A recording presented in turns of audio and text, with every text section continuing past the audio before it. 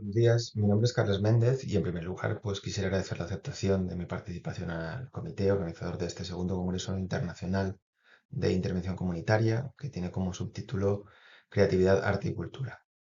En esta ocasión les presentaré la conferencia titulada Letras de Muro y Poesías de Intemperie, textos urbanos para la ciudad, que sigue un poco la tradición de pensadoras y pensadores que ubican a la ciudad como problemática en el campo estético y nos obligan a concentrarnos en sus diferentes dimensiones y manifestaciones, donde las intervenciones sobre ella pues implican tanto las formas de hacer como de sentir y el pensar la ciudad y la ciudadanía, por tanto, ¿no? Por esta razón, abordaré las potencialidades de la textualidad en las superficies de la ciudad como relato con el que se narran gráficamente diversas realidades de la ciudadanía. Por el tiempo marcado para las ponencias, esta gráfica urbana será analizada de forma superficial, atendiendo a un pequeño acercamiento que permita establecer relaciones entre las superficies dibujadas y su relación con la misma ciudad, ¿no? A fin de posibilitar poéticamente la idea de una lectura de la ciudad y esta como libro a leerse, ¿no? Claro, aquí el significado y el significante formarán parte del mismo tejido de la ciudad y el relato de la experiencia ciudadana será una suerte de presencia en la arquitectura. Así, a raíz de esta premisa de la ciudad como libro, debo ubicarla primeramente como un soporte que narra y pone en valor historias a través de la palabra escrita y que lo hace exponiendo públicamente diferentes textos dispuestos a ser leídos. Unos textos que, como sabemos, entrarán en relación con otros muchos dentro del espacio urbano, entretejiendo diferentes realidades mostradas por la palabra viva. Una escritura que, al pertenecer al territorio de lo común, pues edifica relatos en el espacio público gracias a estrategias de artistas y creadores que la disponen a la vista de todos. En este sentido, los proyectos que veremos concretarán, a mi parecer, una serie de poéticas de intemperie que posibilitan la lectura de la ciudad escrita y que ayudan a considerar a la urbe como una ampliación de la idea de página. Y es así como quería retomar a la ciudad, no tanto como una idealización temática desarrollada como un contenido de una historia en una publicación, sino posibilitarla como espectáculo material cuyas justaposiciones semánticas permiten visibilizarla como un libro que requiere de lecturas específicas, tomándola como soporte que narra y pone en valor historias a través de escritos que, como decía, son expuestos públicamente y están dispuestos a ser leídos. Por lo que aquí resultará de interés no solo cómo se inserta la escritura en este soporte específico que es la ciudad, sino también, y acercándonos a estas concretas concepciones de la narratividad urbana, concentrarnos en cómo se lee esto que está escrito, qué es lo que nos está narrando y cómo nos lo está narrando. La escritura urbana puede configurarse como un dispositivo constructor o generador de memorias colectivas es porque reorganiza el espacio en varios niveles de representación mediante las palabras. Los espacios, antes geométricos o proyectados, se convierten en lugares practicados que antes no existían, es decir, se muestra que algo ha pasado en el espacio, recordando además que la ciudad no es neutra y que el texto viene a justaponerse al conglomerado significante que la construye. No me voy a detener en este punto, pero cerraría con la idea de que la escritura urbana es algo siempre inacabado que constituye parte de la construcción estética de la ciudad. A cada lector, a cada escritor, a cada ubicación, etcétera, nuevas interpretaciones.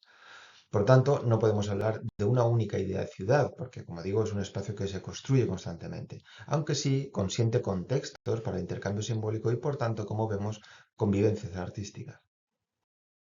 Sí, estas prácticas, estas poéticas de intemperie, suponen una generación continua de propuestas que se basan en la actividad estética creativa y artística al servicio de un proyecto común, en principio ciertas narraciones o relatos, y también de una idea de comunidad específica.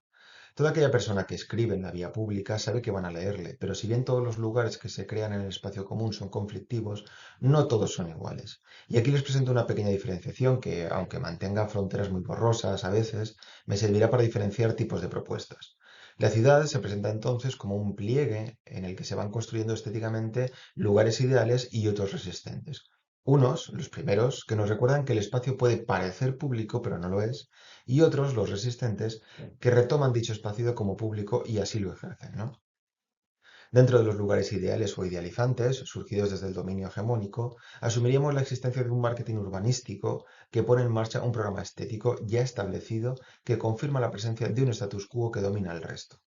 Encontramos aquí el maquillaje urbano o estrategias cosméticas que, como políticas institucionales, optan por una belleza que camufla en lugar de desvelar, o el beneficio de las marcas que se apropian de los movimientos urbanos para su provecho económico, etc. Por el otro, surgen espacios informales, creados desde lo inesperado, que derivan y deambulan entre la ilegalidad contestataria y la legalidad disidente.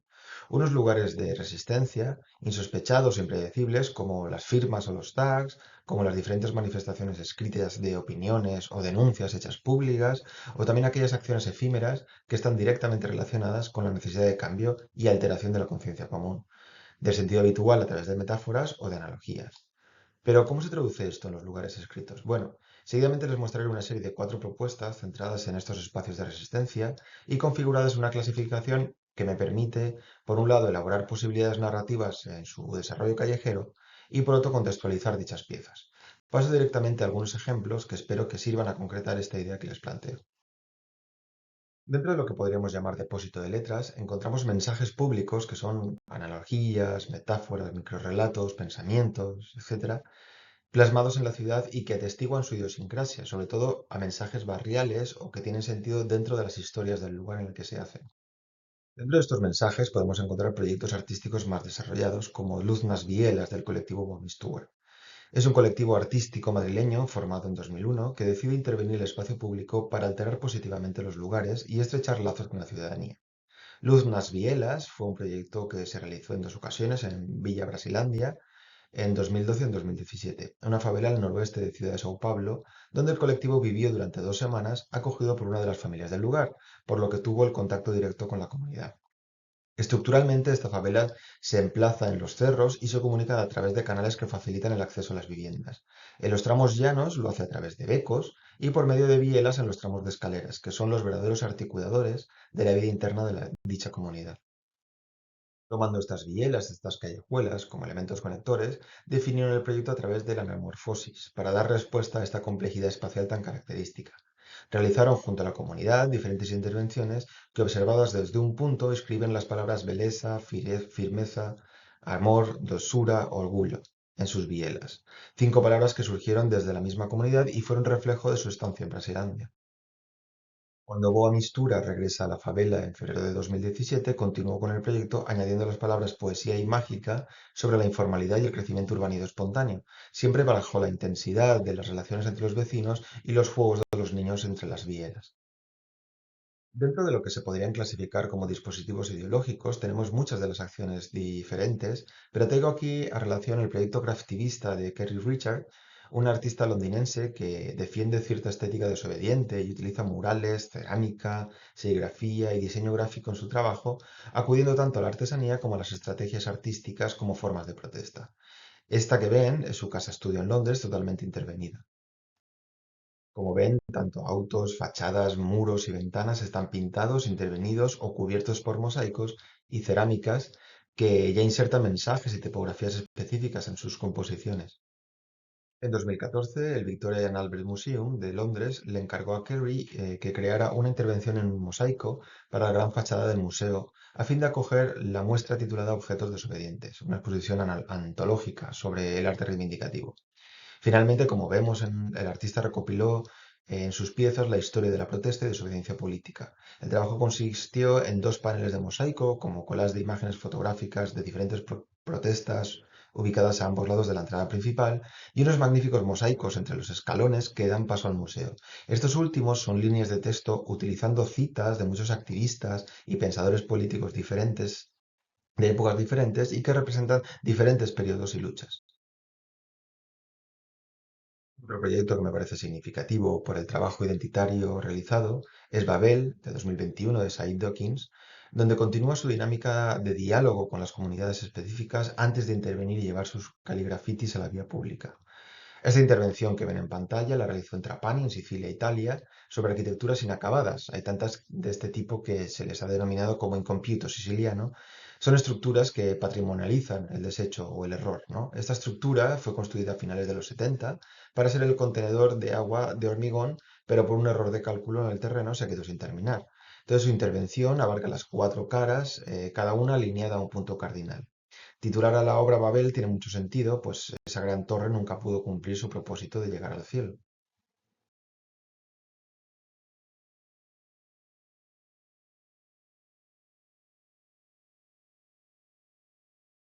Aquí vemos como la cara del oeste tiene un rosetón que replica el de la iglesia de San Agostino, el famoso lugar de culto de Trapani. En la versión de Dawkins está presidido por las tres principales religiones monoteístas, la musulmana por la piedra calada, la estrella de David judía y el Agnus Dei católico del centro, ¿no? Al sur, la cara de color rojo muestra un poema de Giuseppe Marco Calvino de hace 200 años, en el que se denuncia el abuso y la especulación política, ¿no? Dawkins reubica el poema en una cuadrícula para mostrar las disputas históricas por el control político y religioso del lugar. Al norte, en la cara de dominancia azul, que mira hacia Trapani, se encuentran escritos nombres tomados del inventario de esclavos basados en una serie de documentos del siglo XVII, que describen a detalle personas que fueron la propiedad de las familias ricas de Trapani de la época. Said describe sus nombres en plata y oro, en dimensiones monumentales, otorgándoles un espacio en un intento de devolver algo de justicia y dignidad a sus vidas. El último muro, al este y de dominio verde, encontramos una X que alude a un par de cartas de presos de Trapani solicitando auxilio de sus familias. Babel, por tanto, es una intervención, además de una reescritura de la historia de Trapani, que refleja la imposibilidad de proyectos monumentales guiados por intereses de poder y a la vez implica la reconstrucción de espacios para reconocer la diferencia. Por último, quisiera concluir con las estrategias escriturales en la ciudad que pienso sirven de artefacto lúdico con la ciudadanía, ¿no?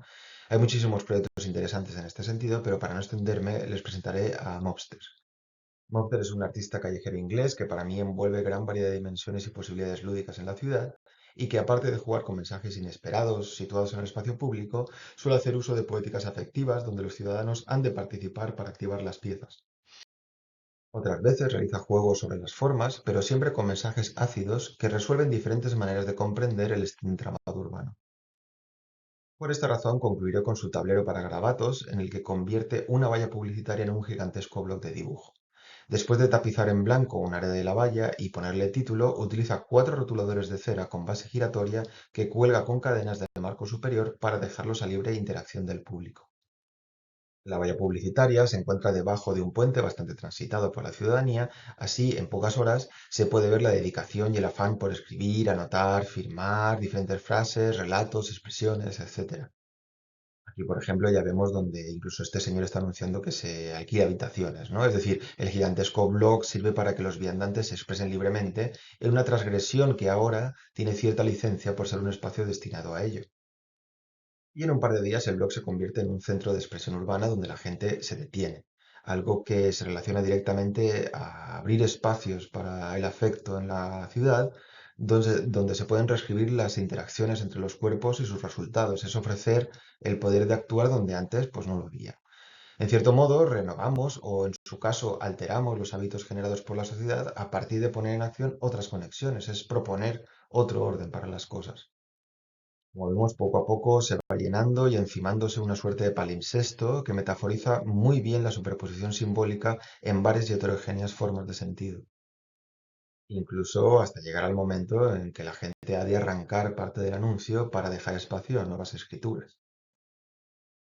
Bien, para concluir esta breve intervención, podemos ver cómo estas poéticas de intemperie también lo son del afecto, que toman como proyecto la idea de urbanidad y comunidad, ampliando el mundo en contra o en complementariedad de las vías normalizadas. Es decir, que estas poéticas que se consiguen a través de estas formas escriturales también generan políticas de intemperie, que se dan en el contacto de la gente con el relato.